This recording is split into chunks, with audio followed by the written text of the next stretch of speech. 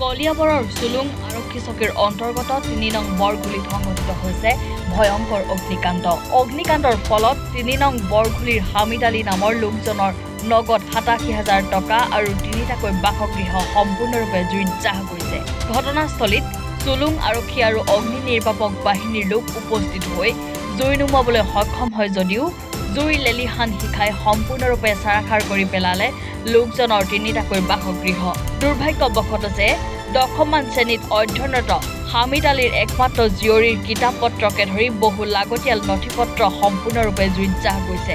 সৰ্বশান্ত হোৱা এই দুৰ্ভগীয়া পৰিয়ালটোৱে এতিয়া চৰকাৰ প্ৰশাসনৰ পৰা বিচাৰিছে কিছু আৰ্থিক সাহায্য।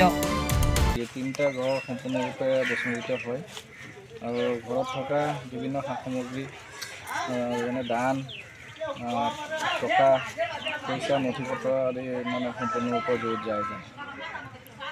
কিমান মান টকাৰ?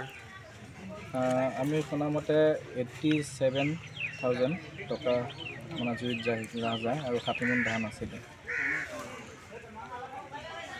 এনেকৈ মানে হামিদ আলী চাহাবৰ ঘৰত আজি বৈদ্যুতিক কিবা জুই লাগি মানে ঘৰত জুই লাগিলে। তাত আমি গাঁৱৰ ৰাইজ হিচাপে আমি আহিলোঁ আহি পেলাই দেখিলোঁ মানে বহুত ক্ষতি সাধন হৈছে। য'ত যেনেকৈ আপোনাৰ প্ৰায় 60 মোন ধান 76,000 মান টকা কেছ গৈছে।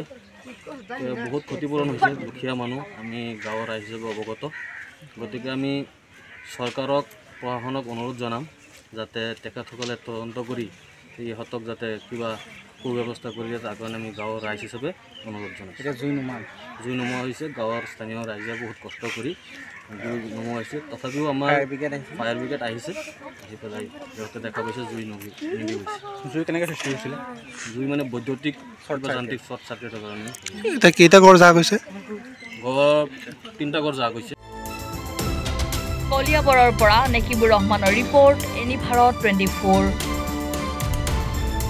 নমস্কাৰ, মোৰ নাম নিৰুপম শইকীয়া। এনি ভাৰত 24 এটা নতুন অনুষ্ঠান লৈ আহি আছে, জুবিনৰ গানে কি আনে। তাৰ অডিশ্যনসমূহ অসমৰ প্ৰত্যেকটো ডিষ্ট্ৰিক্টত হ'ব আৰু এটা ৰিয়েলিটি শ্ব' হয়।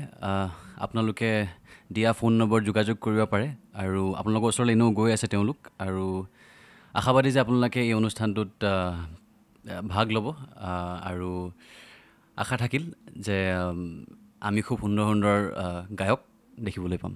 ধন্যবাদ।